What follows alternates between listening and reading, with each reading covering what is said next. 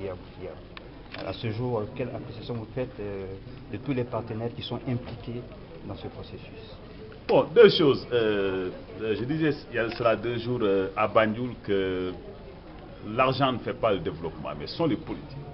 Je pense que c'est vraiment la substance de ma réponse. Donc, si vous avez de bonnes politiques et si elles sont bien mises en œuvre, les ressources financières vont suivre. Et je crois que l'Afrique, j'allais dire, regorge de talent. Je pense qu'il faut maintenant que nous puissions avoir également des politiques en Afrique qui sont bâties autour des ressources disponibles au niveau du continent.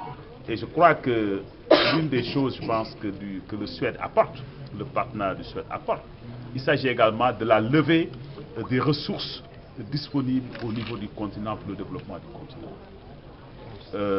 Et je crois que c'est quelque chose sur laquelle nous devons méditer davantage, parce que l'Afrique aujourd'hui est la région du monde où on accuse également les taux de croissance économique les plus élevés. Et ça va continuer pour les prochaines 20 années au moins. Donc je pense que l'effort fiscal des Africains eux-mêmes sera capital pour l'avenir du continent. Et je pense que ce sera même, j'allais dire, crucial, parce que ce sera un signal fort que nous allons donner à la communauté internationale pour qu'elle puisse venir avec des ressources encore beaucoup plus importantes. Aujourd'hui, si nous parlons du dividende démographique, il y a un engagement politique très fort qui fait que, grâce à l'Afrique, c'est devenu un important aspect de l'agenda de développement international après 2015. C'est également un chantier important pour ce que nous appelons un peu la nouvelle Afrique à l'horizon 2063, agenda 2063. C'est également le thème de la réunion des chefs d'État de l'Union africaine de 2017, les 2 sessions.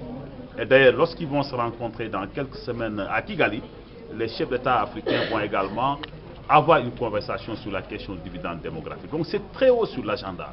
Mais cet engagement politique n'est qu'une première étape. Il doit être suivi par des ressources de la part des Africains eux-mêmes, pour faire en sorte que la communauté internationale puisse dire, écoutez, ce continent est très sérieux sur cette question et nous avons maintenant des raisons d'accompagner le continent pour des investissements massifs dans la jeunesse, en particulier la jeune fille, pour que ce continent puisse aller de l'avant. Donc il faut absolument des ressources financières, des ressources humaines, mais pour compléter l'engagement politique. Revenant sur la question des ressources humaines, sur le capital, surtout dont on a besoin pour piloter, je suis content de dire ici qu'un effort important a été franchi. Parce qu'entre septembre et maintenant, nous avons soutenu, nous à UNFPA, au Fonds des Nations Unies pour la population, 14 pays, y compris la Mauritanie, à former une équipe multisectorielle qui maîtrise un peu les outils permettant donc à chacun de ces pays, en tout cas, de tracer son profil de dividende démographique, de le piloter et d'aller dans la bonne direction. Et je voudrais donc en profiter pour dire bravo à l'équipe de la Mauritanie, à qui d'ailleurs j'ai eu l'occasion de rendre visite à Sali, il y a de cela 1 mois et demi lors de la formation. Une équipe, je pense, qui a pu assurer le suivi de cette formation en développant son propre profil, mais également en posant les jalons de l'utilisation des résultats de leurs travaux de Sali pour déjà commencer à influencer donc les stratégies de développement au niveau du pays. Et je crois que le ministre de l'économie et des finances en a fait une affaire personnelle et je crois que la Mauritanie est dans la bonne direction. Une question de la télévision de Mauritanie. شكرا سيد المدير. ما هي العقبات التي يمكن أن تعترض الانتقال الديمغرافي في البلدان الأعضاء في المشروع وكيف يمكن تفادي هذه العقبات؟ Quels sont les obstacles qui peuvent empêcher la réussite de ce projet et comment pourrait-on les éviter? Oui, moi je crois que les obstacles, il y en a toujours. Moi je pense que la plus grande crainte que j'ai, c'est que les choses n'aillent pas rapidement telles qu'elles sont programmées. Et je crois que nous avons fait des progrès importants donc au moment où je parle, et je crois qu'en général nous avons l'habitude d'avoir des projets ou des programmes qui démarrent donc, des années après. Des programmes pour lesquels la conception est lente. Mais je crois que pour le Suède, je pense que je dois dire ici que le développement a été rapide. L'approbation a été rapide. Nous avons procédé au lancement le 2 novembre à Niamey et je crois que depuis lors, je peux dire que le programme a pris corps, les activités sont en cours et je crois qu'on commence à voir du concret sur le terrain.